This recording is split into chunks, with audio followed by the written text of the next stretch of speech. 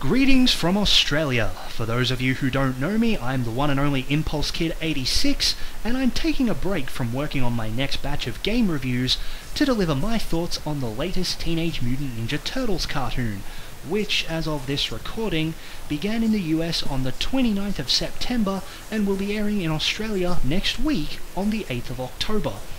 Now, before I really get into this, I want to clarify that this isn't what I consider to be a full-scale review. No title sequence, no pre-titles teaser, none of that. This is just me doling out my initial impressions of the show based on what I've seen, although I do want to add that I intend to review Season 1 eventually. Like most people who saw the trailer when this was first announced, and those leading up to the premiere, I was, to be blunt, scared shitless. It was clear that this new series was going to be much lighter in tone than the last one, and as I saw the previews put an increasing emphasis on comedy, I started to realise that Nickelodeon was clearly trying to recapture the magic of the 1987 cartoon that made the Turtles so famous in the first place. What really had me worried is that I've seen this tactic done before, and I've seen it done badly, not naming names or anything. Simply put, I'm of the opinion that playing off nostalgia is fine, but using it as a crutch is unnecessary.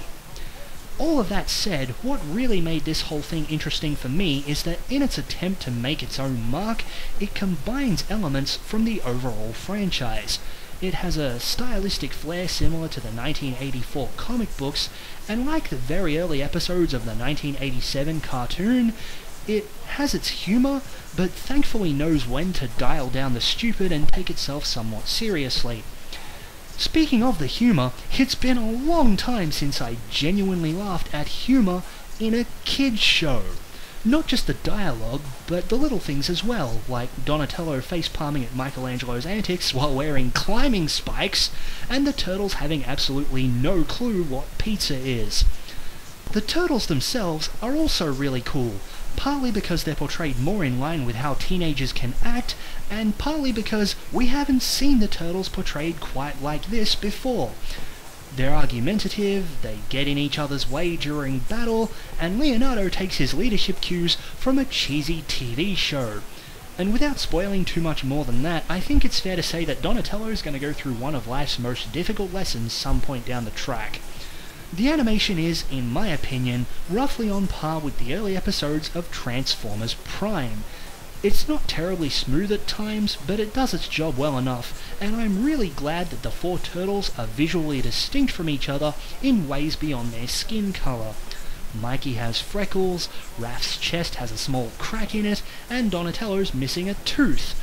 Not to mention that they all have different body shapes, with Donnie being the tallest and leanest of the four. The voice cast does a solid job, although I do have a couple of complaints in this department.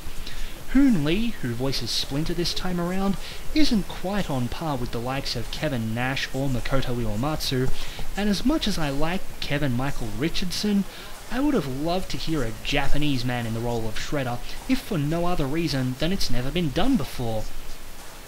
On the flip side, I'm glad to see Jason Biggs in a leading role in something that isn't an American Pie movie, and I'm also incredibly pleased to hear the rarest of rarities: Nolan North actually changing his voice to voice a character.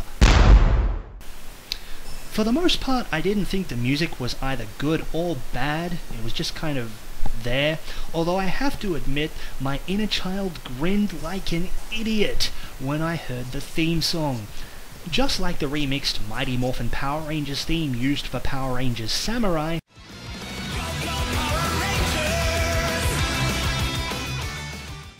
this one is a remix of the 1987 TMNT theme song.